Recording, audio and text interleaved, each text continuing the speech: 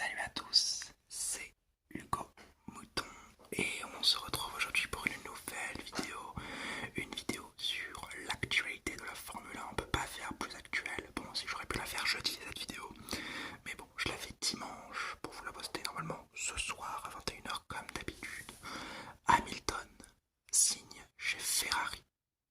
Incroyable, c'est officiel, donc depuis jeudi 1er février, Hamilton sera pilote Ferrari en 2025. Donc d'abord il finit sa saison en 2024 avec Mercedes et il signera donc en 2025 chez Ferrari, chez les Rouges. C'était une rumeur depuis quelques années déjà, bien entretenue par l'amour affiché du Britannique pour l'écurie rouge et l'envie des Italiens d'avoir un autre des côtes de notre sport dans leur écurie. Mais c'est fait, enfin, finalement. Et ce qui choque, c'est surtout la rapidité de tout ça. C'est assez surprenant. Et surtout, on comprend que Hamilton va donc chercher à faire mieux que Alonso et Vettel, qui étaient tous deux les meilleurs de leur époque au moment où ils ont signé chez Ferrari. Et tous deux où ils ont échoué, parce qu'aucun des deux n'a réussi à ramener le titre mondial chez Ferrari. Hamilton va tenter de le faire. Et en plus, encore plus compliqué avec un coéquipier comme Leclerc qui est actuellement considéré comme le pilote Ferrari. Mais maintenant, la question donc, elle se pose, c'est le fit entre Leclerc et Hamilton. Est-ce que ça va marcher? Est-ce que ce duo va marcher? Ces deux leaders dans l'âme, avec chacun une assez forte influence. Hamilton, 7 titres de champion du monde, c'est absolument pas négligeable. Leclerc dans l'écurie depuis 5 ans maintenant, donc il a déjà des belles marques. Est-ce que ça va passer? Est-ce que ça va se faire? On peut pas lire l'avenir. Mais je sais que Hamilton est capable de compréhension. On l'avait vu en 2019 quand Leclerc était monté chez Ferrari. Il en avait parlé au micro de Canal en disant... il avait compris la mentalité de Leclerc en mode voilà, il veut pas apprendre de Vettel, mais il veut être meilleur que Vettel et tout.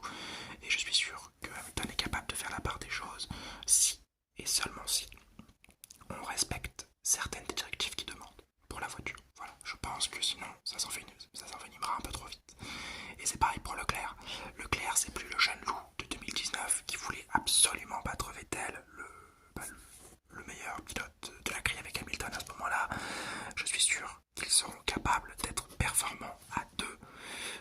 Mais le dénominateur commun de tout ça, ce ne sera pas forcément leur rivalité en piste et hors de la piste, ce sera la Ferrari. Et comment le team Ferrari va réussir à améliorer sa voiture, à développer sa voiture et à les faire gagner. Parce que moi ce que j'espère, c'est qu'il n'y aura pas de pilote 1 et 2, mais une belle bataille entre les deux pilotes remportée par le meilleur et surtout qui remportera le championnat du monde, puisque c'est l'objectif de Ferrari et c'est aussi pour ça que Hamilton vient. Donc voilà, si on doit résumer rapidement ce que je pense de ce duo, je pense qu'ils seront capables de faire la part des choses l'un et l'autre. Leclerc est devenu beaucoup plus mature, Hamilton sait qu'il aura besoin de Leclerc pour gagner un championnat du monde, ils vont devoir se pousser l'un et l'autre vers l'avant. J'espère surtout qu'il n'y aura pas de consigne d'équipe, ou du moins pas en début de saison. Et normalement, si tout se passe bien, si la Ferrari est bonne, ça devrait dérouler, je l'espère en tout cas. Mon avis personnel sur tout ça, voilà, je vous le donne, je suis extrêmement heureux de ce recrutement de Hamilton chez Ferrari. C'est incroyable, j'aurais jamais pensé ça. En 2018, on avait déjà des rumeurs sur ça, 2019 aussi, 2020 un peu moins, 2021 non plus, 22 un peu moins, 2023 c'est un peu remonté à la surface pour qu'en 2024 ça soit officialisé. C'est franchement incroyable, je suis très heureux. Mais maintenant, qu'est-ce qui se passe en Formule 1? Qu'est-ce que ça va bouger? Effectivement, la grille en 2025, elle est un petit peu chamboulée dans tout ça. Ferrari, donc, c'est Leclerc Hamilton sans aucun problème. Aucun des deux ne partira, c'est quasiment sûr. Autre écurie qui est sûre et certaine d'avoir son line-up pour 2025, c'est McLaren avec Norris qui a re-signé et Piastri que jamais, mais au grand jamais, nous voudrons laisser partir. Piastri, bon je vous le dis dans cette vidéo, c'est du World Championship Materials. À tous les coups, dans 1 ou 2 ans, il gagne le championnat du monde. Allez, 3-4 ans, il peut le gagner ce championnat du monde. Piastri, vraiment exceptionnel.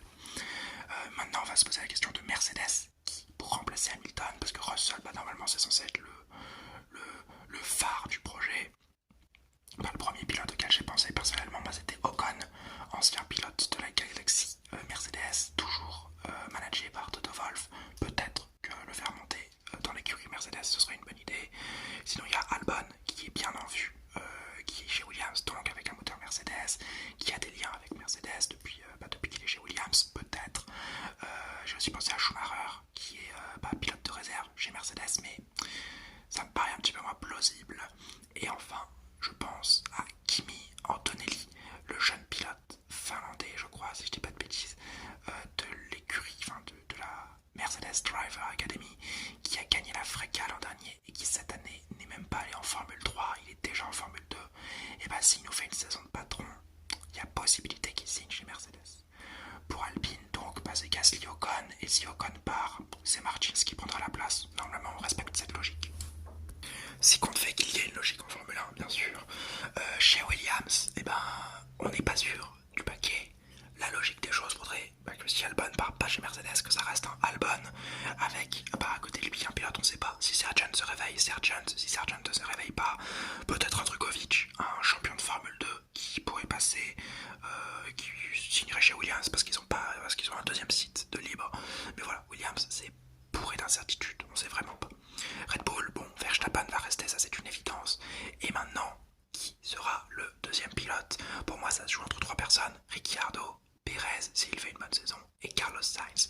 On sait que Carlos Sainz n'est plus chez Ferrari maintenant pour 2025. Alors, où est-ce qu'il va rebondir? Je pense qu'il y a 20% de chance, à peu près 20% de chance qu'il aille chez Red Bull. Sinon, le 80% de chance, c'est Audi Sauber pour moi, qui sera encore à ce moment-là Sauber, parce que c'est en 2026 qu'ils deviendront Audi. Et bah pour cette écurie-là, on sait que Audi veut des pilotes allemands. À ce moment-là, bah, la possibilité Schumacher, Hülkenberg se laisse entendre. Comme ça reste Sauber, bah, ils ont la Sauber Academy. Peut-être que ça peut être un Zayn Maloney qui fait une super saison de Formule 2. Peut-être que ça peut être un Théo Pourchaire s'il est très bon pilote de réserve. Sûrement que ça peut rester Guan Yu Zhou, également CEO de Sauber veut garder les sponsors du chinois. Et aussi non, ça peut bien évidemment être Sainz, dont on connaît l'histoire avec Audi. Son père roule chez Audi en WRC et il a gagné le Dakar avec Audi. Possiblement un Sainz, un line-up Sainz Hülkenberg, pas comme je vous l'ai fait la présentation de Haas récemment. Si Hülkenberg fait encore une entre guillemets bonne saison avec la voiture qu'il a, il y a possibilité que Sauber vienne toquer à sa porte pour mettre un pilote allemand dans l'écurie. Aston Martin également, depuis les rumeurs de départ, enfin pas les rumeurs mais depuis le départ de Hamilton, on ne sait pas si Alonso va peut-être aller chez Mercedes. Moi je vous le dis, j'y crois pas un seul instant, je pense qu'il va rester chez Aston Martin. Mais donc si Alonso reste chez Aston Martin, ça donnerait une line-up Alonso, soit Stroll, soit Tsunoda, puisque le moteur Honda arrive chez Aston Martin et que les Japonais vont sûrement pousser pour avoir un pilote japonais également, ce qui voudrait dire le départ de Stroll de Formule 1. Bon, c'est un petit peu tiré par les cheveux, mais bon, pour moi ce serait peut-être un line-up Alonso, Tsunoda qui pourrait être présent, ce qui serait pas un mauvais line-up d'ailleurs.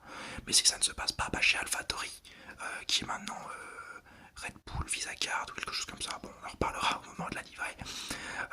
Si Tsunoda reste, ça ferait un Tsunoda qui serait le deuxième pilote. Ricciardo, je pense pas qu'il reste encore 2 saisons dans l'écurie sœur.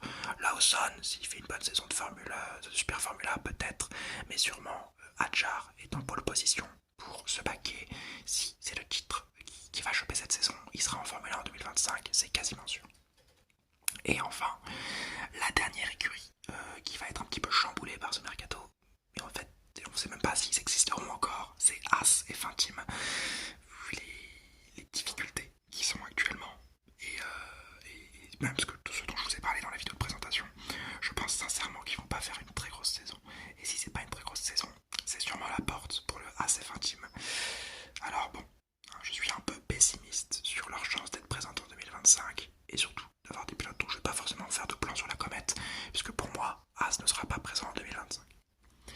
Donc, comme on l'a vu, la F1 va être très chamboulée dans son mercato, et ça va nous offrir une belle intersaison, et même une belle saison tout court, parce que les résultats des uns vont définir les baquets des autres, et ça va être follement intéressant. En attendant, Mercedes se voit bien affaibli par cette nouvelle, voilà, il faut quand même remettre les choses dans le contexte, alors qu'il venait de dire que leur W15 elle était exceptionnelle, il faisait que vanter ses mérites, et surtout que la continuité de leur management était assurée avec la prolongation de Toto Wolff et le retour de James Allison dans le département technique. Et on voit qu'Hamilton quitte le navire, et alors qu'il avait re-signé en fin de saison quand même. C'est un gros désaveu, ça veut surtout dire qu'il ne croit plus dans le projet Mercedes, et c'est un petit peu inquiétant pour Mercedes. Ferrari, quant à elle, ça en sort grandi par ce mouvement, mais ça ne veut pas forcément dire qu'il y a des garanties là-bas. Je pense, personnellement, pour moi, j'ai plutôt l'impression que c'est un choix du cœur de la part de Hamilton, un peu comme Alonso voilà, un peu comme Alonso a pu choisir Aston Martin, c'était pas un choix du cœur Aston Martin pour Alonso, c'était un choix. Ah bah là, il y aura des nouvelles entreprises, là, il y aura de nouvelles structures, il y aura ci, il y aura ça. Bon, j'ai des garanties sur mon projet. Ah, Hamilton, il vient chez Ferrari sans trop de garanties. Il pense, ce qu'il a dit, il pense qu'en 2026, Ferrari saura aborder la nouvelle réglementation avec un super moteur. On sait que le moteur, c'est la spécialité de Ferrari depuis toujours. Enzo Ferrari disait les gens qui construisent de l'aérodynamique, c'est les gens qui ne savent pas faire de moteur. À partir de cette phrase, on comprend son amour pour le moteur et l'amour que Ferrari portera, à mon avis, durant toute son histoire, toute son existence pour le moteur. Et donc, Hamilton va là-bas en partie pour ça. Mais je pense surtout que c'est un choix du cœur de la part de Hamilton qui voulait une fois venir chez Ferrari, la meilleure écurie du plateau, l'écurie en tout cas la plus mythique du plateau, pour rouler et pour vraiment entériner sa légende et probablement devenir le GOAT s'il gagne un 8ème titre en rouge. Pour autant, c'est pas quand même, enfin, voilà, il a pas claqué des doigts à se dire ah bah vas-y, je vais chez Ferrari parce qu'ils sont jolis. Non, non, il y a un petit projet. Vasseur a dû le convaincre et surtout Vasseur se sécurise en interne avec ses deux pilotes qu'il apprécie énormément. Les deux pilotes qu'il a tous les deux jetés dans le bain, c'est Vasseur qui a lancé Hamilton en 2008, enfin 2008, qu'est-ce que je crois, en 2006, 2005 en Formule 2. Pareil pour Leclerc, c'est lui qui l'a lancé chez Alfa Romeo Sauber à l'époque. Voilà, Vasseur s'assure en interne et surtout fait un très gros coup marketing pour Ferrari parce que bordel, ce que Hamilton ça représente en marketing, c'est énorme. Mais maintenant, bah, il nous reste à voir le niveau de chacun cette année et les conclusions qu'on pourra en tirer pour 2025.